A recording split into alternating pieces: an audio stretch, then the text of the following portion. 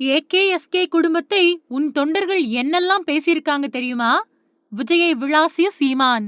நடிகர் விஜய் தன்னோட ரசிகைகள் அப்புறம் பெண் தொண்டர்கள அரசியல் விமர்சகர் பொன்ராஜ் அவமரியாதையா விமர்சனம் பண்ணிட்டாரு அப்படின்னு டிஜிபி அலுவலகத்துல புகார் கொடுத்திருந்தாரு. இது மார்ச் மாசம் 26ஆம் தேதி சாயங்காலம் நடந்துச்சு. இந்த நிலையில விஜய் புகார் கொடுத்தது தொடர்பா நாம் தமிழர் கட்சியோட தலைமை ஒருங்கிணைப்பாளர் சீமான் தன்னோட விமர்சனத்தை ரொம்பவுமே காட்டமாவும் ஆதாரத்தோடையும் விமர்சனம் பண்ணியிருக்காரு.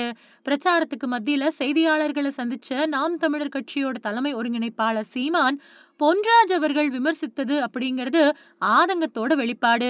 விஜய் மேல இருக்கக்கூடிய பிரியத்துல பேசக்கூடிய சில பெண்களை பாக்குறப்போ நம்ம பெண் பிள்ளைகள் இப்படி வளர்ந்திருக்காங்களே அப்படிங்கிற ஆதங்கம் ஏற்படும்.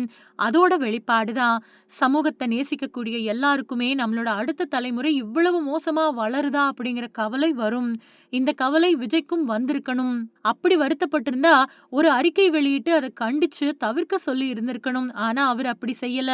விஜயோட கட்சியில இருக்கிறவங்க என்னோட குடும்பத்தை, தம்பி சிவகார்த்திகேயன் குடும்பத்தை, நடிகர் அஜித் குடும்பத்தை ரொம்பவுமே மோசமா விமர்சனம் பண்ணாங்க. விஜயோட மனைவி சங்கீதா அப்புறம் முதலமைச்சர் ஸ்டாலின் அப்படின்னு 2 பேரும் கட்டிப்பிடிச்சு நிக்கிறது மாதிரி புகைப்படங்களை உருவாக்கி விஜய் ரசிகர்கள் எழுதுறாங்க. இது மாதிரி பதிவுகளை நானே பார்க்கறப்போ அவர் பார்த்திருக்க மாட்டாரா? விஜய் ஏன் அதை கண்டிக்கல? அப்படி கண்டிச்சிருந்தா மோசமா பேசின தங்கைகள் அப்படி பேசுறப்போ தவறு அப்படின்னு பலரும் சுட்டி காட்டுறது மாதிரியே தவறு அப்படின்னு சொல்லி இருந்தா பொன்ராஜ் ஐயா மேல புகார் கொடுக்க போயிருக்கீங்கல்லவா, அதுக்கு தகுதியும் நேர்மையும் இருந்திருக்கும். என்னோட மனைவிய சிவகார்த்திகேயனோட மனைவி மகள் அஜித்தோட மனைவி அஜித்தோட மகளை உங்க ரசிகர்கள் மோசமா பேசுறப்போ எங்க இருந்தீங்க? உங்க கட்சிக்காரங்க மற்ற பெண் கட்சி பெண் நிர்வாகிகளை பெண்களை மோசமா பேசின ஆவணங்களை எடுத்துக்கிட்டு உங்க மேல புகார் கொடுத்தா எப்படி இருக்கும்? பொன்ராஜ் ஐயா மனசுல வச்சிருக்க முடியாம ஆதங்கத்தை கொட்டிட்டாரு. மத்தவங்க வெளிக்காட்டல. ஆதங்கத்தோட பொன்ராஜ் ஐயா வெளிக்காட்டினது குற்றம் அப்படின்னா எங்களை நோக்கத்தோட அவமானப்படுத்துற தாவேகாவினர் செய்யறதும் குற்றம் தானே.